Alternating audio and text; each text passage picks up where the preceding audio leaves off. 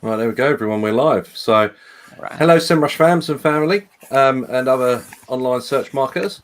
My name's Paul Lovell. I've got the great honour of hosting this Semrush webinar with some great people like Eric, Peyton, Sam, and Jamie. We're going to be talking about how to optimize your e-commerce store for the holiday traffic surge. We're coming up. We've got Black Friday, Cyber Monday, obviously Christmas as well as January sales that we have in the UK as well, just after Christmas.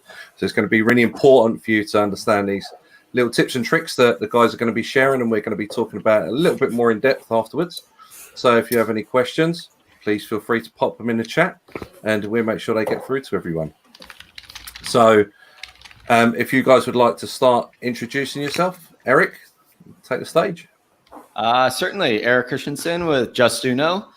We are an AI-driven visitor conversion platform based out of San Francisco and Austin, Texas.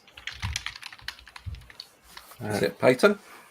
Hi, everyone. My name is Peyton Wolker. I work at Tenuity, which is the largest independent digital marketing agency in North America. I specialize in SEO, and I've been doing that for a couple of years now, specifically with helping e-commerce sites with their holiday season, including like Fenty Beauty, Rihanna's makeup line, so pretty big e-commerce sites. So that's good. That's nice to hear.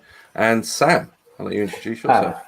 Sam Rucklitz, Vice President at Warshawski. We are a national boutique digital communications agency. I oversee our digital strategy and analytics practices. So working with clients in both B2B and B2C spaces, including a number of e-commerce stores.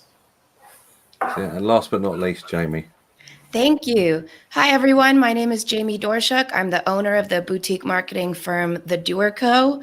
I've helped clients generate over $10 million since 2018, and I work with clients like Jay Shetty, Jake Paul, Morrison Publishing, and Six Sisters to help them get their e-commerce strategies maximized. Happy to be here. That's good. And it's a pleasure to be hosting for all of you guys. So, yeah, Eric, I believe you've got a presentation for us, and you're going to teach everyone how to improve their e-commerce conversions. All right. Are we ready to jump into this? So what we're going to do today is before our roundtable, I'm going to introduce 5 tips to help improve your SEO using CRO this holiday season. So what does that mean for everyone today? With the 2019 holiday season, 56% of consumers are expected to shop online, spending an estimated $730 billion. And that's in the US alone. So today we're going to look at how to leverage this increase in website traffic specifically to boost your SEO rankings. So improving your page rank using CRO. What strategies are we looking at today? We're going to help introduce ways to reduce your bounce rate, reduce your exit rate, increase time on site, increase pages per session, and increase sales conversion. All of these factor into a healthy page rank. So let's jump into 5 tips and keep going with our day. So tip 1, immediately engage your audience. 15% is the number we want to look at here. We're talking about reducing your bounce rate using pop-ups by 15%. And this number comes from our 2018 conversion benchmark report, where we analyzed over 1 billion user sessions over 90 days. And an example of what we're talking about here would be a full screen Black Friday takeover where you're presenting a large discount. This is going to help reduce your bounce rate and increase your average time on site, which helps your page rate. So when I talk with different retailers and clients, I love to challenge people and give people something to take away from their time. So today I have a quick challenge for everyone. I want you to log into your Semrush dashboard and find the top 5 keywords you're ranking for that are driving a lot of traffic to your site. Then create a separate personalized promotion on those ranking pages. And then on those pages, also update the title tag and meta descriptions to mirror the promotion. So what does this look like? For example, here in the screen, we have, if somebody Googled yoga pants, they're going to see an organic search result such below that has your current promotion. Then when they click that promotion and land on that page, they're going to see a personalized promotion to yoga pants. It's a very strategic, advanced, dynamic way to engage with your visitors and tie your whole campaign together. It's going to increase your time on site, reduce bounce rate. Product recommendations is tip number 2. These are a fantastic way to increase your time on site, increase average pages per session, and most importantly for the sales component, higher AOV. So with product recommendations, this technology has kind of been stagnant for about 10 years. And a lot of the, my pro tip for today is smart upsell and cross sell. Working with advanced brands that are willing to kind of push the limits with what they can do. A lot of these, direct to consumer, product driven, we work with them to present the right product at the right time to the right customer. That's kind of our slogan with everyone. So what does that mean? In this example we have here, we have a customer that has added an item to their cart. They have entered a promotion code and received a discount of $31.60. What this fashion brand has done is they then have said, hey, basically free, shop faves under $31.60. So they're being creative in the way they're displaying their cross-sell, upsell products. They're using AI and advanced filters to pull in dynamic products that meet the criteria to help this customer check out. Tip 3 is be helpful and communicate. This is a very basic one, but just thinking about your own experience shopping. What we're talking about here is shipping thresholds. We're talking about educating the customer on shipping timelines. And in this example, it's exactly what we're doing. We're presenting to the visitor, hey, last day to get free FedEx 2-day shipping is December 22nd. But if you're not shopping today, FedEx overnight, the 23rd is going to be your last day. This is going to increase time on site, increase average pages per session, and once again, affecting your page rank. Pro tip along these lines. This is a fun one where we're talking about dynamic free shipping banners plus cross-selling promotions. So in this case here, we have a customer who is using a free shipping banner with a threshold of $100. If a customer adds an item, say that's $25, we're going to dynamically update that banner down to $75 and then present products that are in the $75 range. You can do the same with discounts as well if you're not doing free shipping. But if you start shopping around the web right now, you'll start seeing if your website doesn't have it, a lot of websites have your free shipping thresholds and it's just static. Think about doing that in a dynamic manner. Tip 4, create FOMO. We love countdown timers. 22.67% is the sales conversion rate of visitors who engage with a promotion. I love relating things back to your own life experiences. Think about when you're buying concert tickets. That concert's going to sell out. And when you add that ticket to your cart, they give you that countdown timer. It's like this ticket is saved for 10 minutes. That psychology works across the board. And in this case, 17% is the average conversion rate of a visitor who will engage with a promotion, but we're adding a good 5% to that just with a countdown timer. Some of the best practices, the whole concept is to create urgency. So you want urgency in your copy. Make unbelievable deal. This is where, this is this isn't a standard offer. This is a special offer. So make sure it's a good one. Time left to act. We like to keep it within 24 hours so it seems realistic to the user. And of course, your CTAs are always going to be important. Tip number 5, engaging the exiting visitor. This is a site-wide standard strategy here. It's going to help decrease your bounce rate and decrease your exit rate, affecting your page rank. And what I'd like to jump into is not just running a site-wide discount, but let's personalize these exit offers. In this example, we have a customer who's on the wrong turn shirt. We're telling this customer, because we know they're either on this product page or they've added this product to their cart.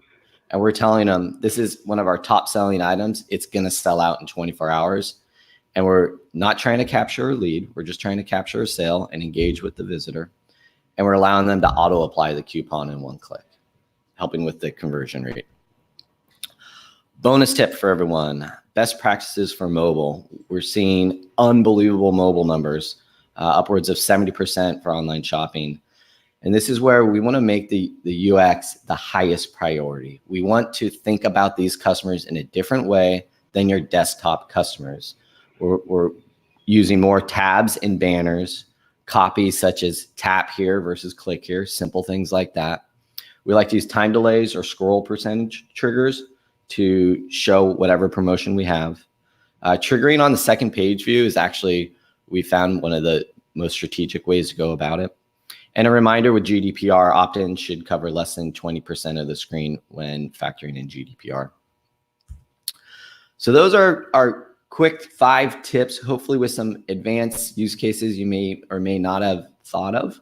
I'm looking forward to hearing some questions and talking with the panel to kind of continue sharing insights for what you can implement during this specific holiday season. It's not too late. There you go. Thanks for that, Eric. That was really insightful, and I'm sure we're going to have lots to talk about. I think one of the things that you went over a lot was pop-ups. So I'll put that out to the other experts that are here to see if anyone else has got any insights into pop-ups and how that can help reduce bounce rate and increase time on site for the users, and obviously conversion as well, because that's what it's all about. Yeah, sure. I have a few tips about pop-ups. One thing that I would like to say is that you want to think about customer logic versus marketing logic. So when you're writing your pop-ups, try to avoid writing something like sign up now for our newsletter. That's what you want, which is valid, but I would try to flip-flop that and think about, what does the customer want? So instead of sign up now for our newsletter, you would want to frame it in the beginning as get discounts and sales by signing up for our newsletter. Using you-led language, you can get information about sales on products you want is always a good way to increase conversion rate optimization. Finally, I would look at the button call to action, because if it's just saying submit, you're missing some opportunities there. So you might want to experiment with using first-person pronouns. Instead of saying get your discount, say get my discount or get my reward. And actually the wrong turn shirt pop-up was a great example of this. So if you want to go back to approximately 10 minutes of this stream when it's over and we have the replay, you can see that image there. And then finally, you might want to experiment with a couple of different styles of pop-ups. So we have, the traditional call to action photo, write your email kind of thing, but there are some other styles where you could click to spin. There are some great plugins that'll do that for you. And this being the winter holiday season, you might even want to try something like an advent calendar. So those are just a few quick tips about pop-ups that I have from a CRO perspective. Paul, I'm seeing a couple of questions pop up. Did you want to kind of shout those out? Or I saw a couple quick ones of relatively new to e-commerce. I hear this a lot about where should I start? My number one thing for anyone starting a store, it's never, you want to start today collecting email addresses. So it doesn't matter if you have 10 visitors, 100, 1,000, 1,000,000.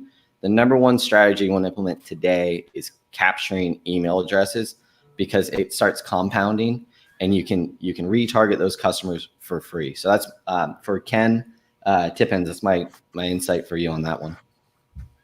I see a question from John about, are these pop-ups only available for Shopify? Are there any plugins for WordPress? There are tons of plugins for WordPress. If you wanted to look at the spinning style, you could look at Opt-in Monster is a very popular one.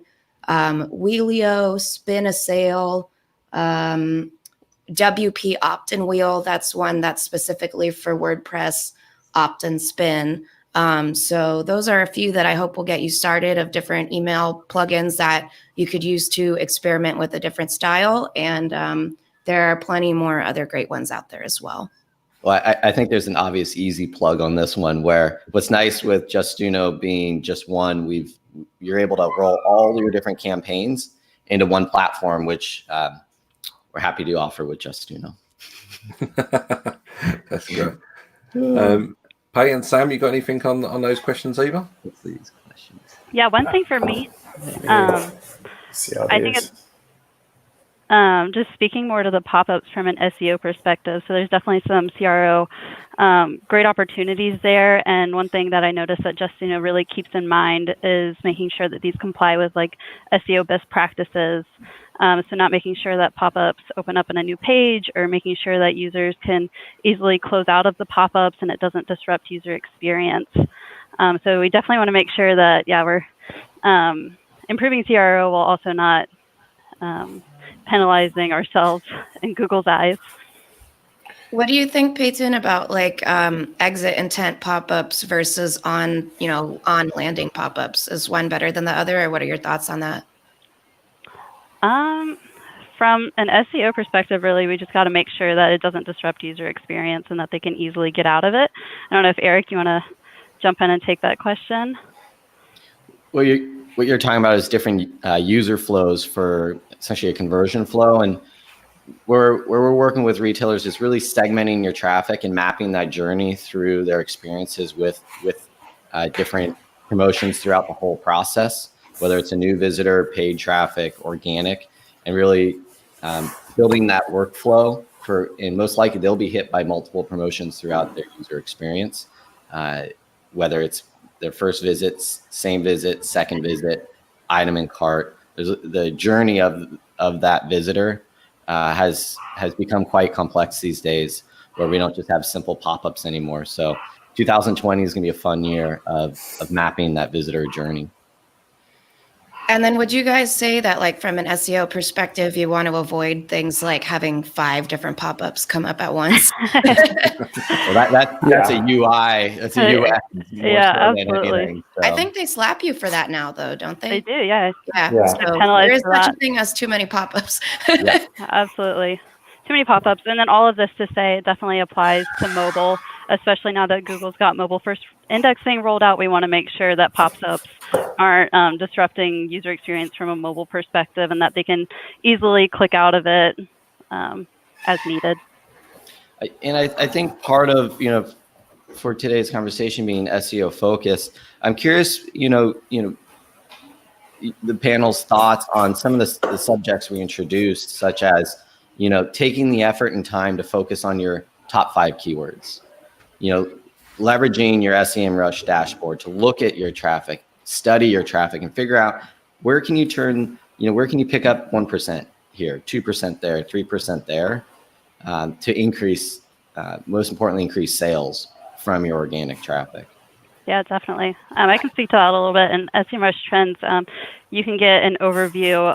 It's based off of a scale of 0 to 1, I think, of when the keyword becomes more popular in terms of seasonality. So if you're looking at your top 5 keywords and you notice that people are searching for this keyword more frequently in October, then it'll be a great opportunity to start optimizing more for that ahead of the trend. I think that one of the tips that was really great in your presentation, Eric, was about, and I feel like we kind of breezed over it a little bit, putting your discount in the page header. And that could be something that you utilize also, like when you go into Semrush, find your top 5 best keywords, and then look at some of your page headers and see how you can incorporate that along with your adding the specific discount into there.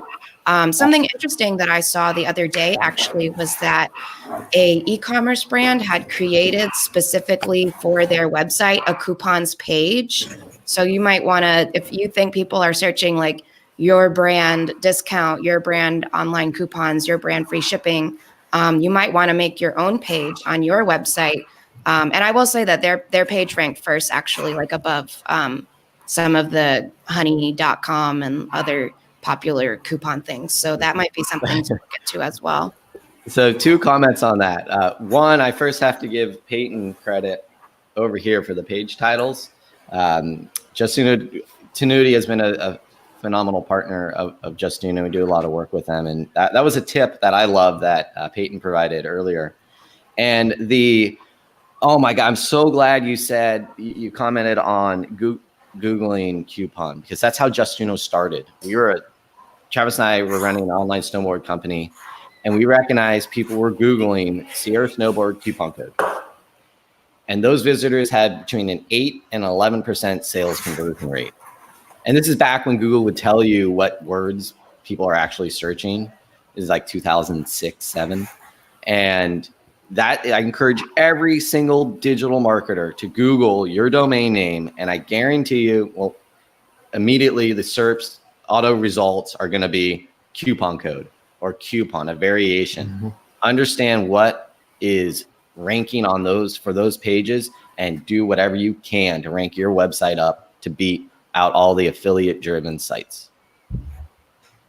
Yeah, that's awesome. That's so interesting too. I didn't know that that's how you got started, actually. Yeah, that's what I was going to mention, is that obviously if you're giving out coupon codes to these sites, it's obviously via an affiliate feed of some sort. So, I mean, obviously you're going to increase your ROI there, because you're not having to pay them their CPA or CPC, whatever model that they're working on. So in actual fact, it's helping increase your ROI as well. Some of our larger retailers will actually generate dynamic coupon codes on the fly, specifically to avoid the codes getting out in that regard too. But going back to exit offers, why an exit offer? Everyone coupon hunts. It's what we do.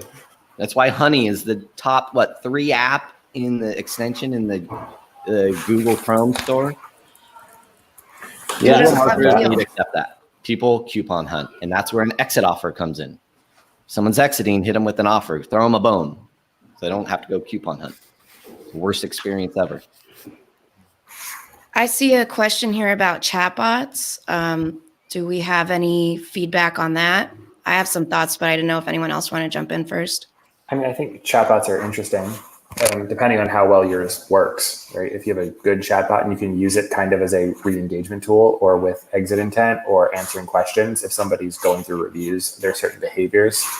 It's an interesting application. The one issue that I sometimes see, and we had a client that had this issue, is they had a kind of like directing to a staff as soon as 2 questions were asked, and they weren't staffing it during rush times. So people were typing into the chatbot, hoping for an answer about a product. Is this in stock? Is this available?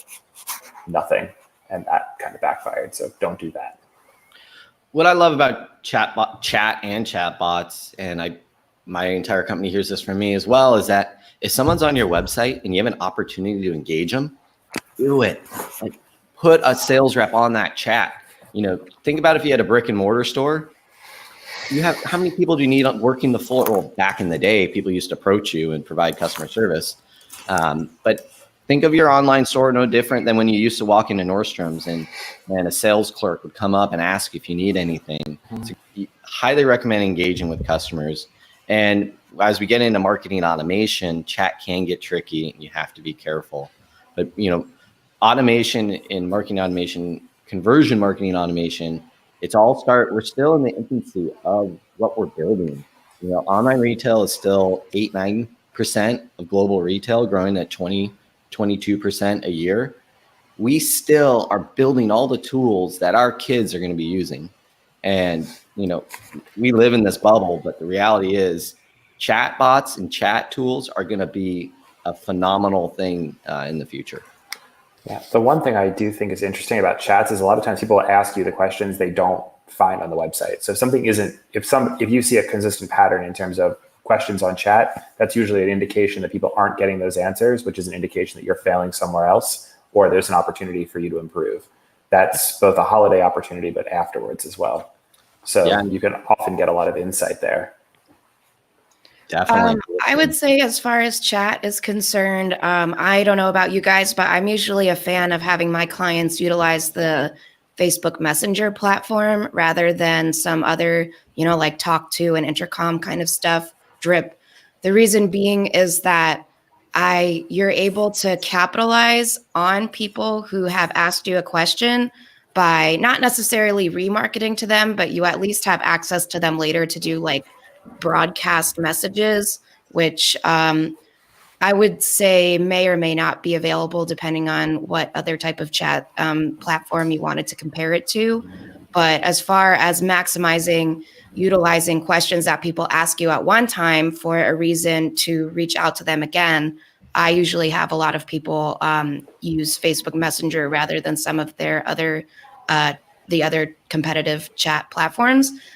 And otherwise with chat, I would just say it's a consideration for what type of industry your e-commerce store is in and how big your brand is exactly. Because let's say that you don't get, hundreds, or like if you don't get thousands and thousands of visitors every single day, it might be practical to just start the live chat right away, to just say, do you have any questions or anything I could help you with? But like if you're Rihanna selling her makeup, that's not going to be very practical. And for larger brands, it's not going to be practical either to kick it over to live support immediately after the first question. And then I would say that the two big distinguishing categories would be whether you're an information entrepreneur or if you're like a straight consumer product e-commerce business. That would affect how you might want to build out your chatbot flows. But I can advise from an infopreneur type of perspective that a good way to capture leads in your chatbot is that you might want to create unique chatbot content, unique chatbot. Like I've had great success with taking what would have in the past been a email course delivered by email and instead implementing something like that in a chatbot setting. So we did a 5-day challenge, like a 5-day gratitude challenge for one case. And that's something that you could look at maybe implementing in your business. And even if you're a consumer product, gosh, it would really depend on what exactly you're selling, but you could try to create information-based messaging around the problem that your product solves and implement something like that into a chatbot flow as well. Talking about SEO, why chatbots? It's a great way to engage visitors, keep them on the site. And, the point of why are people chatting, understanding those reasons. If it's people just being lazy and not wanting to search the website and asking you product questions, maybe it's having a better product recommendation tool to get those products in front of them, making sure you have a clear search nav in your site too.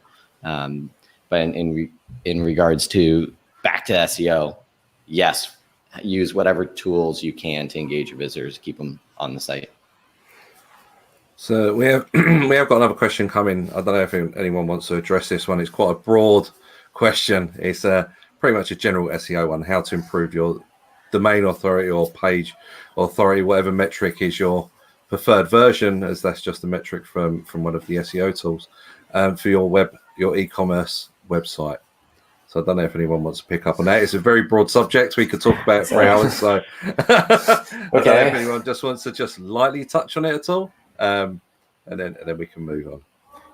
I mean, I guess there's for holiday traffic specifically, right? I think there's definitely some opportunities to improve with, especially using social. We've had a lot of success if we're going to tease a holiday campaign or a holiday promotion, putting that on social, trying to secure links, partnering with key affiliates, not every affiliate, but like flanker affiliates can be very helpful, and using our holiday offer or our holiday special or whatever unique thing that we're offering this holiday as a vehicle to maybe secure additional links or to, secure some additional, at the very least, mentions on something like Twitter. But hopefully links from good sites is probably the most direct.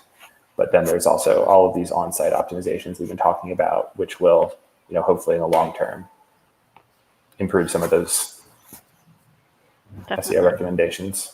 Something that you could do is, and again, it will greatly depend on what type of industry you're in, but you could consider submitting your product to Product Hunt. You could Google your, I would say, magazines around your industry and see if they're putting together gift guides. You can Google if you know some of maybe other competitors or other products that people who are your customers also kind of buy or at least interested in. You can see what types of articles they've been featured in past years and reach out directly to authors of of those types of gift guides and stuff like that, and reach out to them, give a quick pitch, don't say too much, and link out to your store.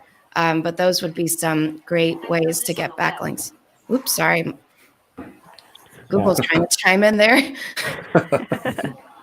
Yeah, I do think, I was gonna say, I mean, I think holiday specific content is always nice because for all like those digital PR applications, it works really well to be able to send somebody there and be like, here you go, here's all the interesting things, and then hopefully get some attention to the site.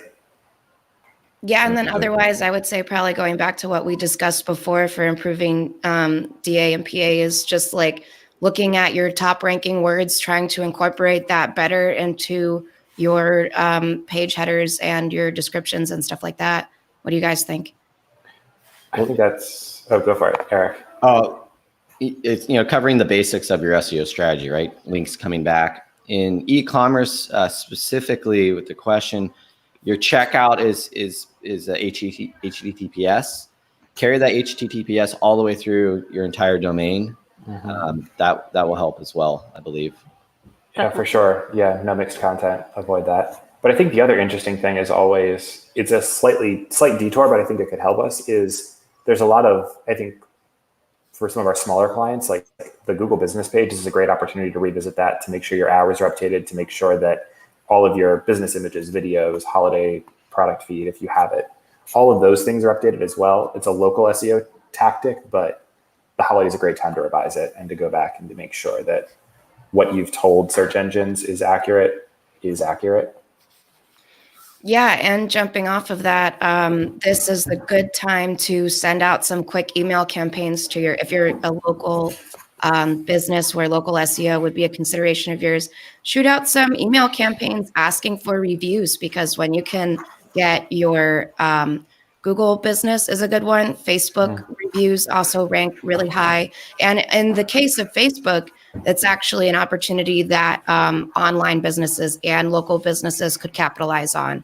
And Yelp, I know that I'm sure all have a very different opinion on Yelp, but regardless of our opinions, it is still important in the local SEO arena. So this being November, would be a great time to space out some campaigns asking your customers to write reviews on these platforms, because Google and other search engines like to see the recency in these reviews.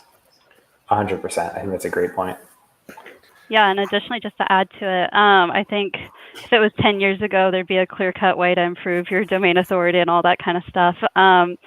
But I did want to point out, you guys made some really good points about getting backlinks. Another opportunity there is to go ahead and look at the backlinks that you do have and see if there's spammy sites linking to your site as well. And then there might be opportunity to disavow those in Google Search Console to basically tell Google not to look at the backlink from this spammy site, so that will hopefully, and it should, improve your domain authority as well, so that Google's not seeing a relationship between spammy sites and your site. That's a good Yeah, point. and if you want to get some more backlinks, a really quick way to get some, it's a bit weird, I guess, but you could just join your local chamber of commerce, and almost all of them have some type of directory that you get to be added into. So that's at least one high quality backlink that you could get. And you can look, there's usually there might be an online chamber of commerce, look at your city level, look at your county level, look at state level. And there may even be other groups that you could possibly join for online businesses and stuff like that, where it's not exactly paying for a directory listing, but when you pay for your membership with these organizations, you often get put into some type of a public facing database that people can search through to look for vendors, and you can link out to your store from there too. That sounds great. One quick question I've got to put out to everyone is, obviously we're talking about people increasing their sales during the holiday seasons, and we've got a few key moments coming up for e-commerce sites, like I said, Black Friday, Christmas, and the after Christmas sales. How would you guys advise the viewers here how to handle items when they go out of stock? So because ultimately every e-commerce store wants to go out of stock. So how would you guys handle that in a dynamic way, using pop-ups or whatever other tactic that you guys have got?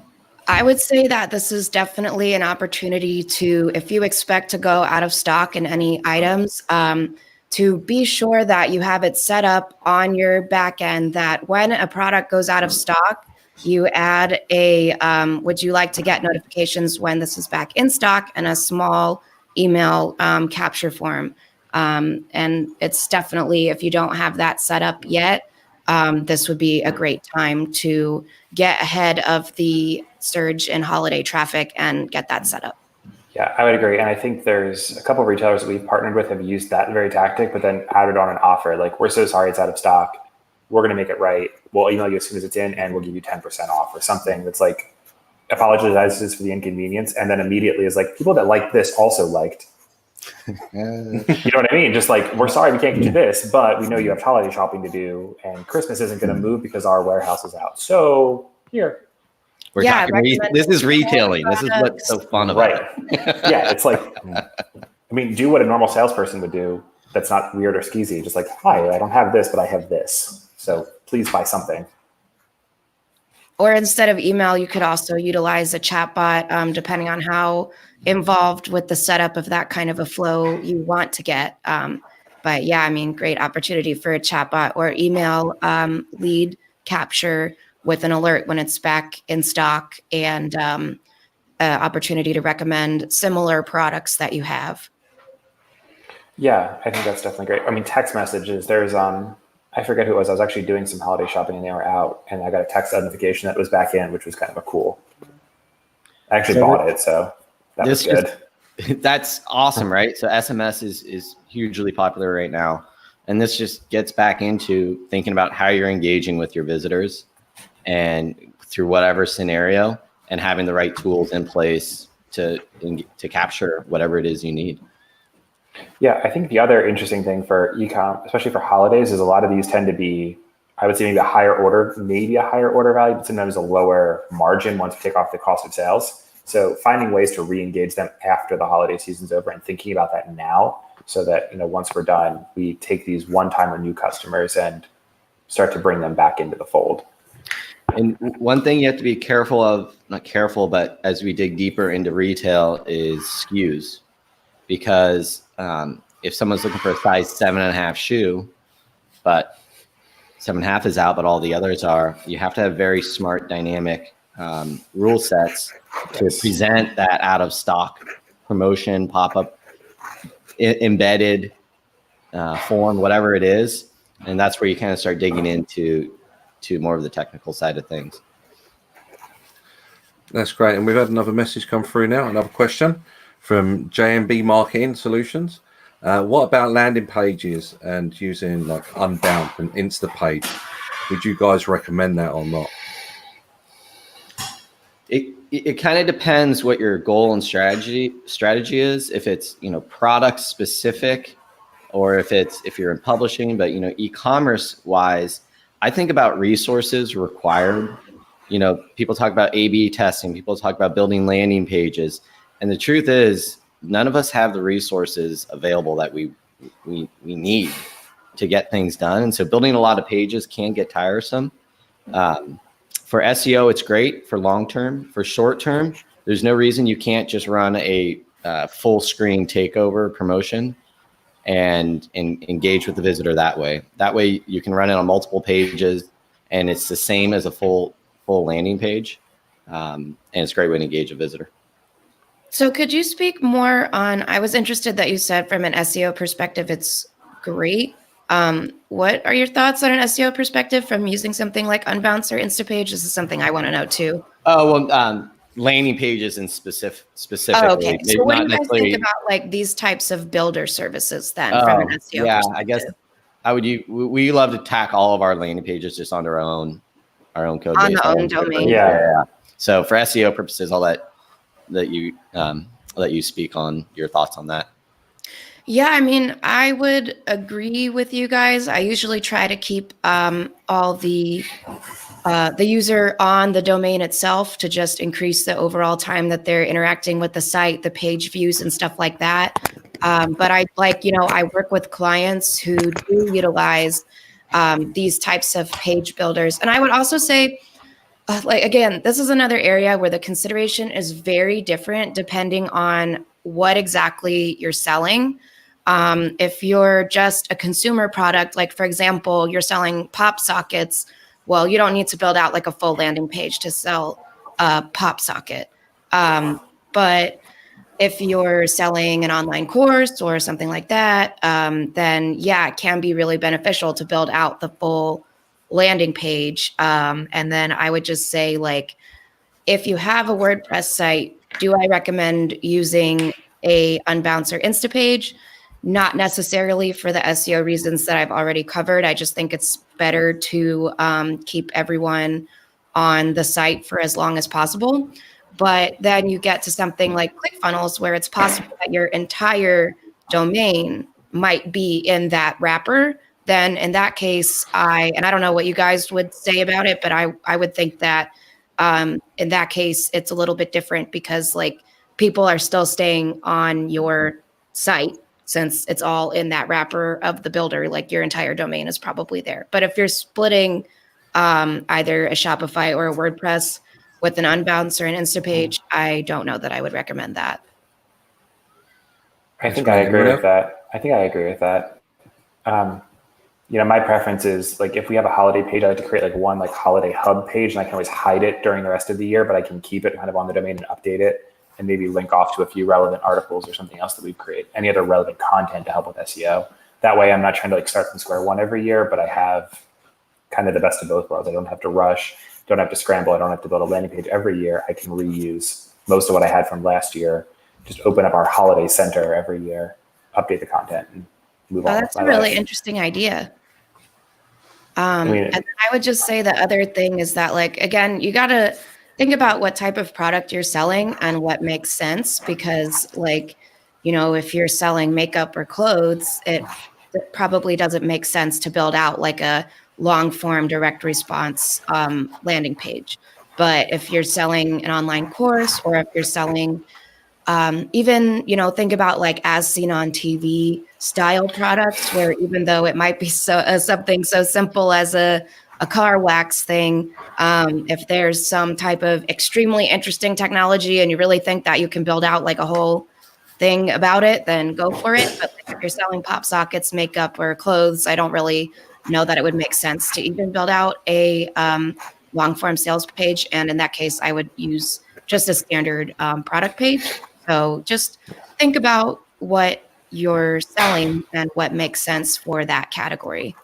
Yeah, the only other consideration I have is the architecture. Like, I know I have some clients that have like some enterprise level CMS, and building a landing page is like, it's probably, easier to, do anything than get the IT department to do a landing page. So if that's the case, then sure, Unbounce, Instapage, great.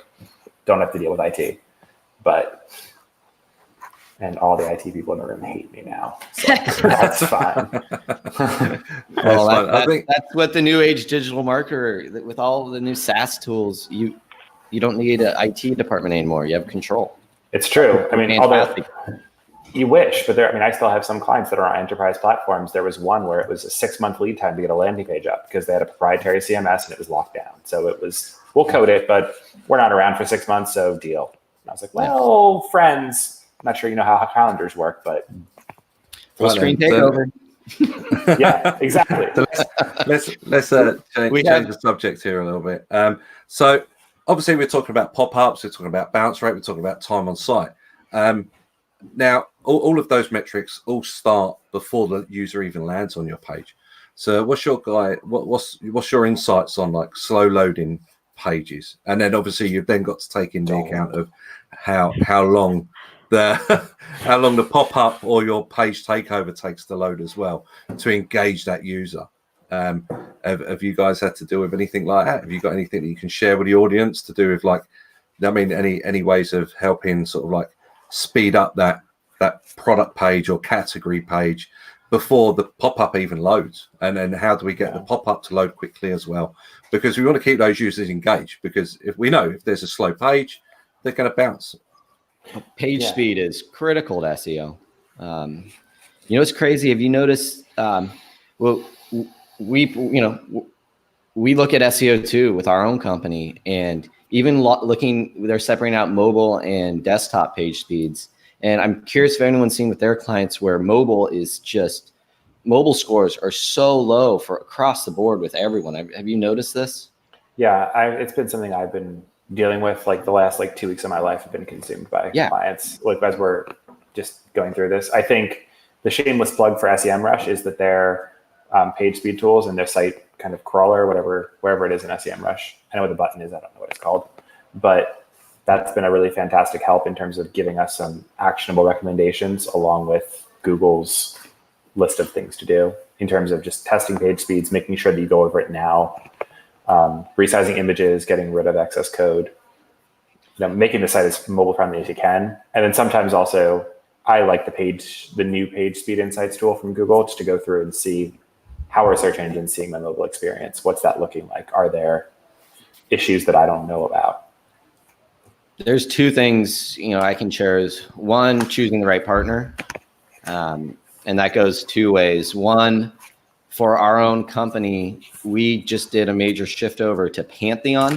Pretty sure that's what it was. Specifically for site speed. This is our interesting. They're hosting the front end of our website. We invested a lot of money into this because we believe so much in page speed. So choosing the right partner to host your website is going to be one of the most critical components there. And second, in terms of partners, we have a whole development team focused with that in mind of page speed and making sure the technology and platform we provide for the pop-ups and displays and banners and everything are optimized to the nth degree. And the most basic things you want to look at is, does it allow the rest of the site to load before it shows or displays anything? So couple thoughts from our end here. For sure. Oh, I had some stuff to add about mobile site speeds. I feel like some of the problem is that sometimes we set up our e-commerce store, looks great on computer, and our thought pretty much stops at, well, this is a dynamic theme, so it'll just do the thing on mobile, and not really taking that extra step after you get everything all tip-top on desktop to actually dive in and examine about what's happening with your mobile and making specific decisions for your mobile website, because I don't think that it's necessarily enough to have like a dynamic theme or a dynamic page that you just assume it will scale down and everything happens perfectly. And then otherwise, I would say that we should really be looking also at compressing images. E-commerce websites are extremely image heavy, and usually this is like, I would say with my clients, a low-hanging fruit of something that if they're not doing it, we can do it right away and see almost an instantaneous improvement in results. And then I wanted to second what Eric, and I hope this is the same like for all of you guys, because like we're pointing at each other, but who knows like what order of pictures are actually for y'all. But yeah, picking the right partners to host your website is extremely important. I am also a big fan of DreamHost, is great as well. Right then, so we have had another question come in. It come through on the response form that we put out, and that is: should other daily promotions be suspended whilst the holiday promotions are active to keep the number of pop-ups from being overwhelming or obnoxious? Now, I know we touched on it again, but I just thought we'd just address that question directly for Ted Bowie. I can look at it from a whole marketing systems perspective. So I definitely agree with what the user posited in their question that, yes, if you have existing pop-ups on your website and you're implementing holiday-specific pop-ups and you feel like you're going to get into pop-upception, then you should definitely pause your irrelevant pop-ups if you're wanting to replace them and implement holiday specific pop-ups. That would definitely be a good idea. And thinking about it from the back end, as far as what exactly is going on with your email sequences or any other type of marketing automation you have, I would say that you should probably look at it on a case by case basis, whether or not you feel like an existing automation flow that you have might present conflicting messages to users who are joining your list during the holiday season.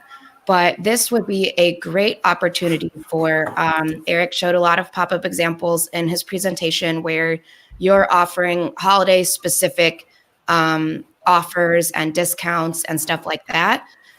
I would say that this would be a good opportunity to ensure that you are building out your welcome sequence past the initial here's your holiday 15% off type of thing, because still, regardless if it's holiday season or not, when somebody joins your list for the first time, this is the most engaged that they are going to be. So this is, unless they become a VIP buyer, as some percentage of people will, but this is the time to, after that initial message of here's your discount, hey, here's our top selling products, hey, here's our brand story, here's how we try to help you if you have these types of problems, da da da da. So you might want to look at, even let's say, even if you pause your existing welcome sequence and you're going to have an automation flow specific to the holidays, look at your top performing emails from your existing welcome sequence, drop them in, and try to make sure that you're engaging that person once a day for not just right when they subscribe, but 2 days, 3 days, 5 days, a whole week after they sign up to your list. And that will just give you the best chances of that person continuing to stay engaged with you on the back end, even after the holiday season. That's great. Anyone else? Chime in on that at all? Two quick thoughts on that is, bring it back to, brick and mortar. When you go into a mall or go to a car dealership, every holiday, they swap out the banners, swap out the promotions because it works. And we want you to think the same way with your online store. Run promotions based off the holidays. It'll make sense to your user and it'll make sense with your marketing team. And think of your website as a dynamic storefront that you really need to nurture and sell from. That's it. And we also discussed upsells and recommended products previously, but this is something that you can look into implementing in your automation strategy as well. That would be a great opportunity to, if you have the ability to take page views and product views and incorporate that into, if you're using like a Klaviyo or something, Infusionsoft, some of these advanced CRMs where you can implement that type of data for procedurally generated content, that would be a great opportunity. And also, again, this is November, so you have time before the major holiday influx. So just make sure that your abandoned carts are on point. That's another huge opportunity for you right there. Yeah, so we've had another campaigns. Oh, sorry, Paul. I was going to say, like with Peyton and Tenuity, Peyton's in the SEO team, but they have every other team working for their clients as well, their paid channels, their email marketing channels. And with these teams, they're all engaging visitors from different channels. And those visitors are coming into the website. So you're having to engage with them on completely different fronts. So the email marketing team sending their marketing emails, they need to be reinforcing their email marketing campaigns on site with a banner that reinforces the email content. The paid channel needs to be running dynamic promotions from the paid campaigns when the visitors land. There's all sorts of, so many different components involved, whereas a CRO strategy is one of those things that even today is still in its infancy, with people spending $92 for every dollar to drive traffic to $1 to convert that traffic. So I think if you're asking yourself, what should I be doing differently? You're already ahead of the game, I think. And so the answer is yes, change out your promotions and you'll be winning. That's it. So we've got another quick question come through from Ken, and we're getting almost to the end of this hour session. And that's the thoughts on offloading your images onto S3 or other, I'll take it CDN, like short pixel and stuff like that. I know myself, I'm not a big fan of it. I like to try and keep everything within the client's domain name, because obviously Google Images does take up from some reports about 30% of market share. So it's important when people are looking there that they click on those images and they go to your domain rather than go into ShortPixel or whatever other service you're using. So I just thought I'd put that out there to you guys to see if anyone else has got any insights on that. Maybe Peyton, you got anything on that at all? Right off the top of my head, no real insights in this. I don't want to speak to something that's incorrect. I have some thoughts on that. I actually agree with what you shared. My experience that I've seen from my clients is that, especially since you asked Ken about S3, I've just noticed that it's gotten a bit slower. So I've noticed on some of the clients that I'm working with that has kind of been a penalizing factor for us. And I've seen overall better results when we try to keep images on the domain, but we look to compression so that the images are loading nice and snappy, but you can capture all of that nice domain authority juice for your own website. That's it. And obviously we're getting right to the end. So we've got like just under 5 minutes now. So just a quick whip round you guys, just 2 tips to give to the audience that they're going to be able to sort of take away and actually do something actionable with. And start off with Sam. Oh, good. Thanks. That was out of left field. I think the first one I would say is if you are a local business, use this as an opportunity for you to reevaluate your local SEO in addition to your whole website SEO. A lot of people that are going on mobile are doing it with local intent. So just use it as an opportunity. Make sure everything's updated, your holiday hours are updated, holiday phones, questions, reviews, etc. Go through that. Make sure it's in tip-top shape, because that's the first thing Google's going to serve anyway, because Google likes Google more than Google likes you. And then the second tip I'd have is, find ways to use your holiday data year round. So using cohorts in analytics is a fantastic way to understand what the difference is between your holiday traffic versus your regular traffic. Looking at the product's view during the holiday versus regular might give you some insight. Looking at questions asked in chatbots. Using what happens during the holiday to make your whole year better, I think is a much better use of your holiday traffic than just trying to sell for the holiday. So maybe taking a step back and saying, how can I use all of these new visitors that I got to make my whole business better, rather than how can I use all these visitors and make them buy my things, is probably a better. That sounds great. Some good tips there. Peyton? Wow, I feel like you stole my second one. You read my mind. First one, I really want to hone in on that whole FOMO feeling. I think that's a great thing that you called out in your presentation. I wish we could have talked more about it. But really enticing that FOMO feeling on your website and then off of your website in the search results. So that little screenshot there, including your unique selling position and the metadata, including call to actions in your meta description. So that way, even before people get to your site, they're interested and they want to buy from you. So FOMO feeling for specifically for the holiday season, but then year round. And then also to add to that as well, making sure that people, when they come to your e-commerce site, even before they get there, they know what they're getting to. So having structured data that's really clear from the search results, so you're calling out your reviews and stuff like that. I think that's a really great opportunity, especially for the holiday season, to increase conversions. That's it. On to Jamie. Oh, sure.